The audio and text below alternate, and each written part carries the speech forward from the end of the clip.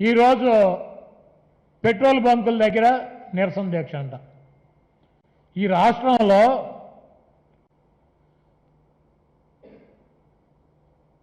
ఏ నిరసన కార్యక్రమం చేయాలన్నా, ఏ ధర్నా చేయాలన్నా, ఏ బంద్ చేయాలన్నా గవర్నమెంట్ ఆఫీసులో, రైల్వే స్టేషన్లో, లేకపోతే బస్ స్టాండ్లో, పోలీస్ స్టేషన్లో, లేకపోతే బజార్లోనో, గవర్నమెంట్ ఆస్తులు ఎదురుగున్నానో, లేకపోతే రోడ్ల మీద చేసేటువంటి కార్యక్రమాన్ని మనం చూసాం. ఇప్పుడు కొత్తగా నిరసన దీక్షలు పెట్రోల్ బంకుల దగ్గర చేస్తాయంట. పెట్రోల్ బంకులు ఎవరంటే ప్రైవేటు స్థలాలు, ప్రైవేటు ప్రాపర్టీల దగ్గర నిరసన దీక్షలు చేసి ఈయన కార్యకర్తలను తీసుకెళ్ళి పెట్రోల్ బంకుల మీద దాడిలో బోడిలో చేసి ఈ రాష్ట్రంలో లా అండ్ ఆర్డర్ సరిగ్గా లేదు, ఈ రాష్ట్రంలో లా అండ్ ఆర్డర్ విఫలమైందని చెప్పడానికి తప్పించి వేరే కారణం ఏమైనా ఉందా పెట్రోల్ బంకుల దగ్గర నిరసన దీక్ష చేయడానికి? ప్రజల చేత్కారానికి గురై అదే పెట్రోల్ డీజిల్ పోసి ఈ రాష్ట్ర ప్రజలు తగలబెట్టారు. పెట్రోల్ డీజిల్ పోసి దొంగ నాటకాలు వేసినటువంటి ఈ దొంగని, ఈ సన్నాసిని, ఈ వెధవని, ఈ నీచుణ్ణి పెట్రోల్ డీజిల్ పోసి ఎన్నికల్లో తగలబెట్టారు. ఈ దుర్మార్గుడిని పెట్రోల్ బంకుల దగ్గర, డీజిల్ బంకుల దగ్గర నిరసన చేస్తాడంట. పెట్రోల్ డీజిల్ ధరలు ఒక రాష్ట్ర ముఖ్యమంత్రి తగ్గిస్తాడా? ముఖ్యమంత్రి చేశానని చెబుతాడు ఈ వెధవ. డీజిల్ పెట్రోల్ ధర ప్రధానమంత్రి తగ్గించాలి, కేంద్ర ప్రభుత్వం తగ్గించాలి. నీకు దమ్ముంటే నువ్వు ఢిల్లీ వెళ్ళు. పనికిరానిటువంటి వెధవే నువ్వు.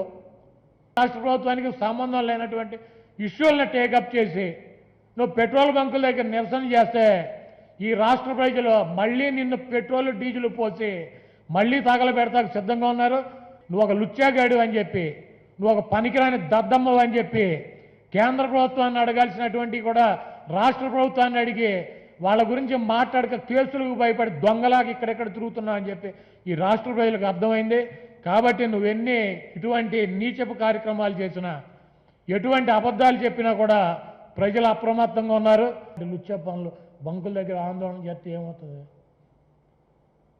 ఆయన డబ్బా వాడు ఇంద్రుడు చంద్రుడు వీడు పోటుగాడు లెగిస్తే మనిషిగా అది తొక్క తోటకూర అని చెప్పి న్యూస్ వేస్తారు. అది చూసుకుని ఇప్పుడు వెళ్తాడు 1 గంటకి ఇంటికాడ కూర్చుని ఏ టీవీలు ఏమేమి వస్తున్నాయని వీడి గురించి నా గురించి ఏం చెప్పారు, నన్ను తూపని చెప్పారా, తురుముగాని అని చెప్పారా, మేధావని అని చెప్పారా, బొంగ అని చెప్పారా, భోషణం అని చెప్పారని చెప్పి ఈ వేదవే 1 గంట 2 గంటలో కూర్చుని చూసుకుని నా అంతా పోటుగాడు లేడని జబ్బలు దొరుకుని పడుకుంటాడు.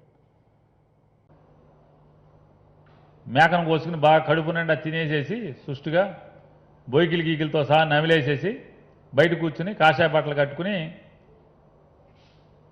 అహింస బోధిస్తున్నట్టు పరిస్థితిలో ఆయన సూక్తి ముక్తావాళ్ళు చెప్తున్నట్టు అన్నాలు చేస్తాడు. అసలు ఒక రాజకీయాల్లో ఒక నిబద్ధత ఉండాలి. మనం అధికారంలో ఉన్నప్పుడు ఏమేడి సత్యం, మన ఏడుపు ఏంటి, ఇవాళ ప్రతిపక్షం వచ్చిన తర్వాత మన వాగుడు ఏంటి అనేది కనీస విషయ జ్ఞానం, ఇంగితం, నిర్లజ్జగా యథేచ్ఛగా మనం ఏదనుకుంటే అది మాట్లాడచ్చు, ప్రజలు ఏమిది గుర్తుంచుకోరనేటువంటి తప్పుడు ఆలోచనలతో తగుదనమ్మా అని ధర్నాలు పెడతాడంట. సిగ్గు ఎగ్గు ఉండాలి కదా కనీసంగా. తగుదనమ్మా అని ఈయన మాట్లాడతాడు. ఆయన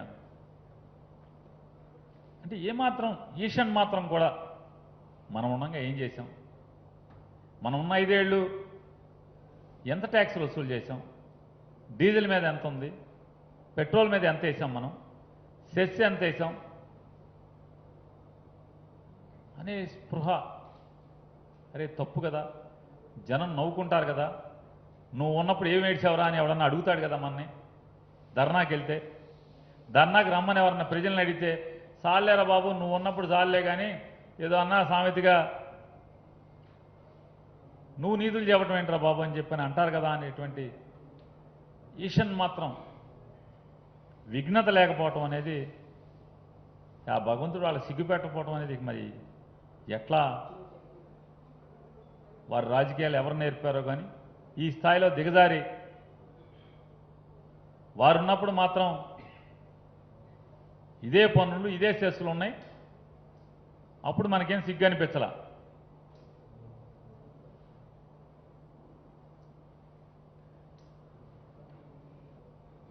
ఇష్టారాజ్యంగా రోజు ప్రెస్ మీట్లు పెడతాడు. మాట్లాడే దాంట్లో ఇంత కూడా విలువలు పాటించే పరిస్థితి లేదు. రాజకీయ నిబద్ధత ఉండదు. నిన్నేం జరిగింది, నేను పరిపాలించినప్పుడు, నేను ఏలినప్పుడు, నేను ముఖ్యమంత్రిగా ఉన్నప్పుడు నేనేం చేశానటువంటి ఆలోచన అంటే జ్ఞానం కూడా అనుకున్నా. అరే నేను ఇది చేశాను కదా, ఇవాళ ఇది మాట్లాడకూడదు కదా అనేటువంటి నిబద్ధత లేకుండా గొప్ప నటుడిగా ఆయన మనకి రోజు హావభావాలు ప్రదర్శిస్తూ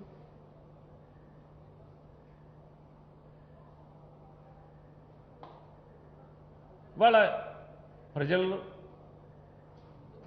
చాలా క్లారిటీతో ఉన్నారు. ఇక వారి పాపాలకి ఆ భగవంతుడే ఎప్పుడో ఒకటి ప్రాయశ్చిత్తం ఏర్పాటు చేస్తాడని చెప్పని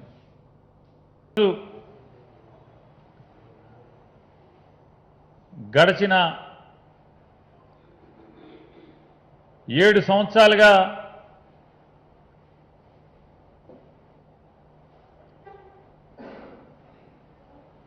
శ్రీహరికోటలోని రాకెట్లు వెళ్ళినటువంటి ఎత్తు కంటే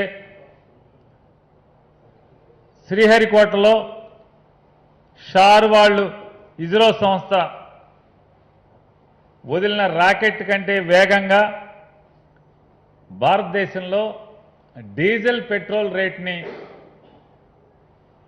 ఆకాశానికి తీసుకెళ్లినటువంటి ఈ పెద్దలు నీతులు వల్లించటం, శుద్ధులు చెప్పటం, ఇంతకన్నా విడ్డూరం ఈ ప్రపంచంలో మనకు ఒకటి ఉండదు. 70 రూపాయలు చిల్లర ఉన్నటువంటి లీటరు డీజిల్ని,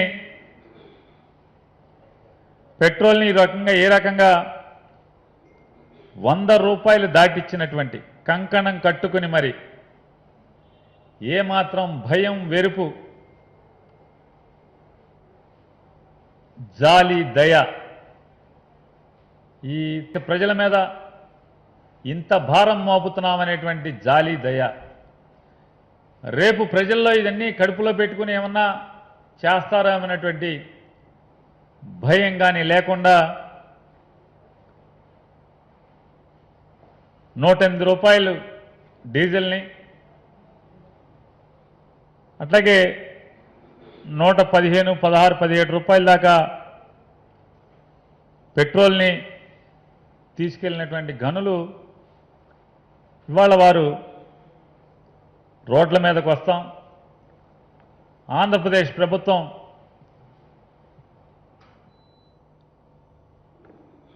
తగ్గించుకోవాలి రేటు అని చెప్పని ఉత్తర కుమార ప్రగల్భాలు పలకటం చూస్తుంటే అసలు రాజకీయ నాయకులకి సిగ్గు ఎగ్గు ఉండదని ప్రజలు ఎందుకే అనుకుంటున్నారా అనిపిస్తూ ఉంటుంది. మీకు నిజంగా నిజాయితీ ఉంటే, మీలో రాజకీయ నిబద్ధత ఉంటే నార్త్ బ్లాక్ దగ్గరికి వెళ్ళి పార్లమెంట్ ముందుకెళ్ళి ధర్నా చేయండి. మీ ఊకదంపుడు ఉపన్యాసాలన్నీ కూడా అక్కడ మైకి పెట్టి వినిపించండి. మరొక 20-25 రూపాయలు తగ్గించమని చెప్పనే అడగండి. మోడీ గారిని అడగండి. 70 రూపాయలు, 75 రూపాయలు ఉండాల్సిన, 73 రూపాయలు ఉండాల్సిన పెట్రోలు, డీజిలు 116 రూపాయలు, 118 చేయటం ఏంటా? మొత్తం తగ్గించేయండి. 20 కాతే 25, 25 కాతే 30, 30 కాతే 40 తగ్గించండి.